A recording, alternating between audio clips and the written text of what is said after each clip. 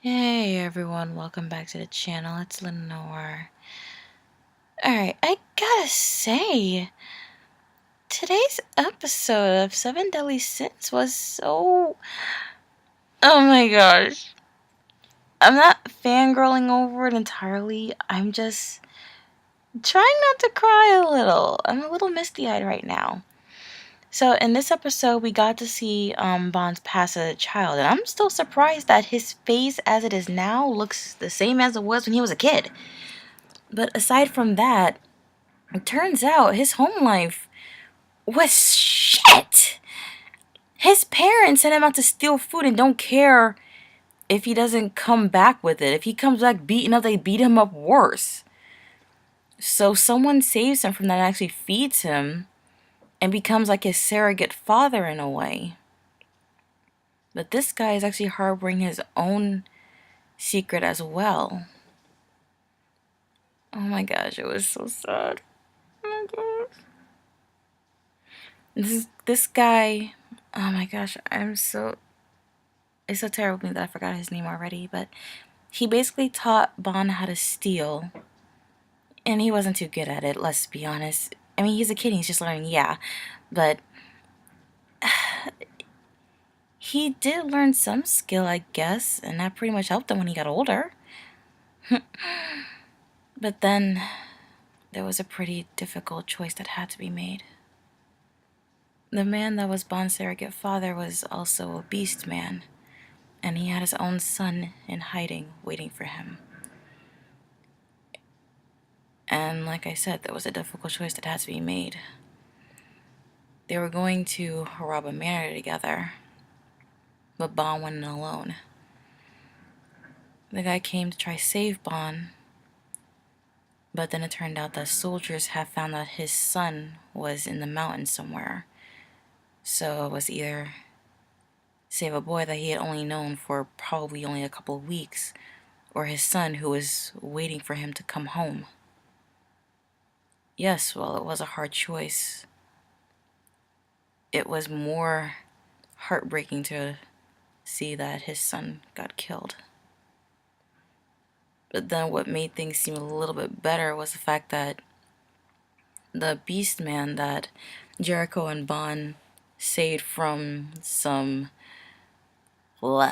street thugs maybe like 2 episodes back is the same guy from Bond's past.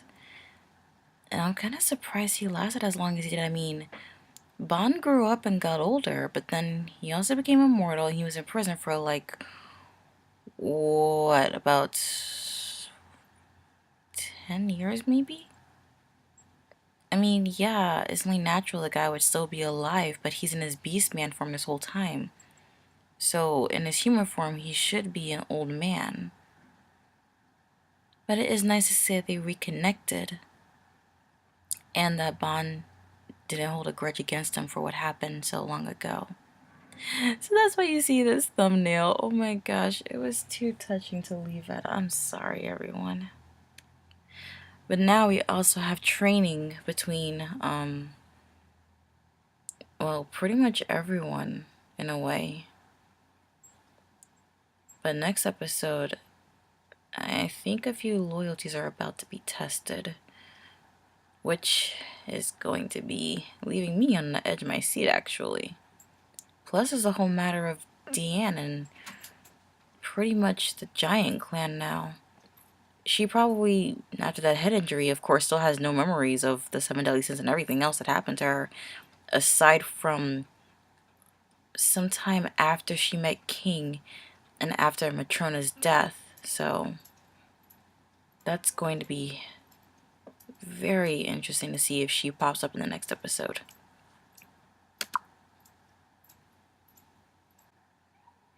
Can I just say how annoyed I am with Citrus right now? I mean, it started off as a really good anime, but then when they introduced Yuzu's childhood friend, and now these twins, I'm starting to get annoyed. I mean, yeah, everything kind of sped up more so that it's not so drawn out and annoying now, but it's still irritating.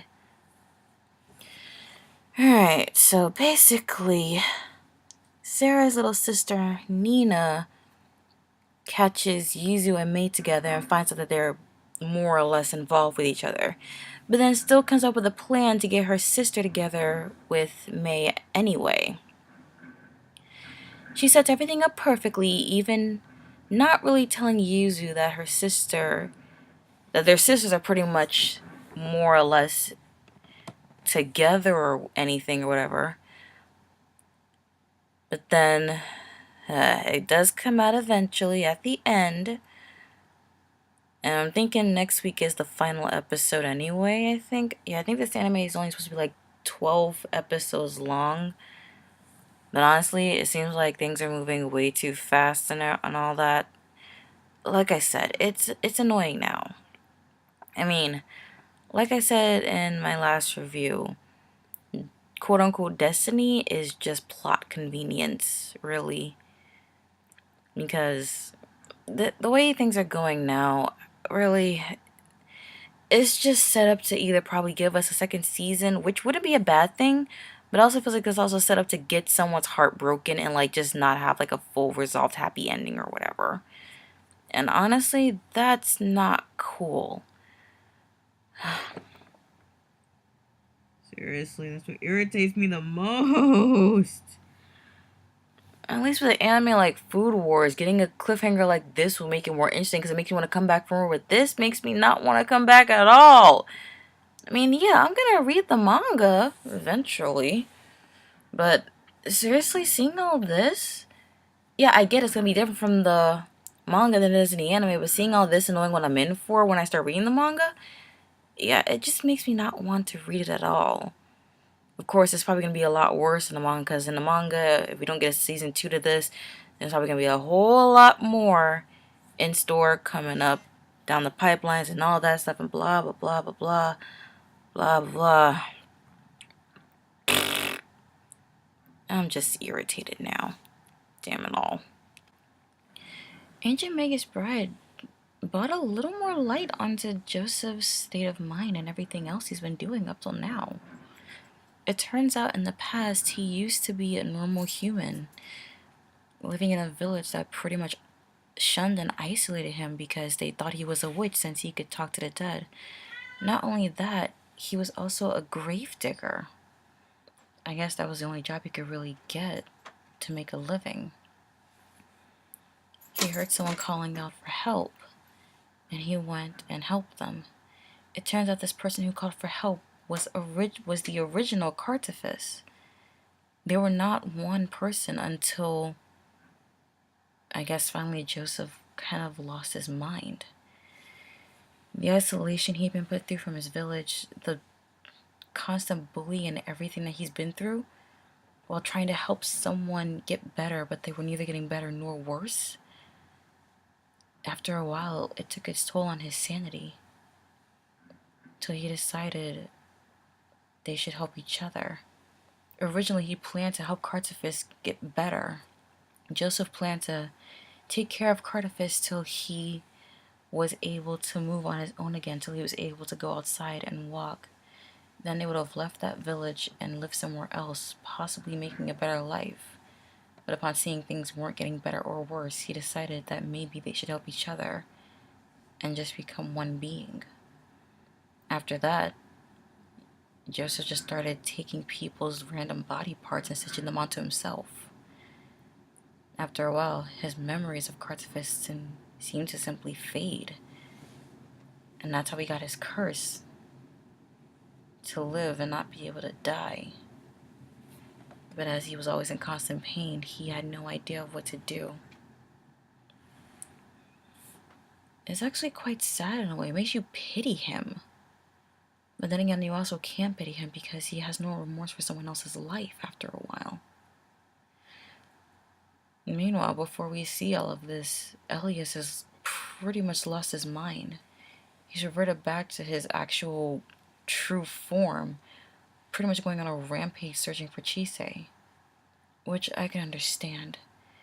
She promised to stay by him, but given what he did, I don't blame her for being upset with him, and I don't blame him for reacting the way he does. I mean, anyone will react that way, but to this kind of severity? Well, next week is the final episode.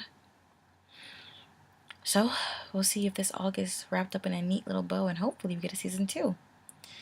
Also, hopefully we get Chise her normal hand back. I'm not gonna lie, seeing her left arm as it is now is kind of not scaring me, but makes me wonder, can she get it back to normal? And can we also get her eye back from Joseph as well? Seeing her with 2 different eye colors is mystifying in a way, but also very unsettling, knowing that she has a piece of that monster a part of her. But anyway, so next week is the nor'easter. That's gonna be nasty. Pretty much after next week, I don't know if I'll have anything to post up except for the video saying what I'm going to be watching for the spring 2018 season. Because all spring anime starts in April, so pretty much got like 2 weeks before that. So next week I'll release a video saying what I'm gonna watch for the spring 2018 season, and I believe it's only about 4 anime, so yeah. But that's just about it. Leave comments down below, like, share, subscribe for more content. I'll see you all on my next video. Luna out.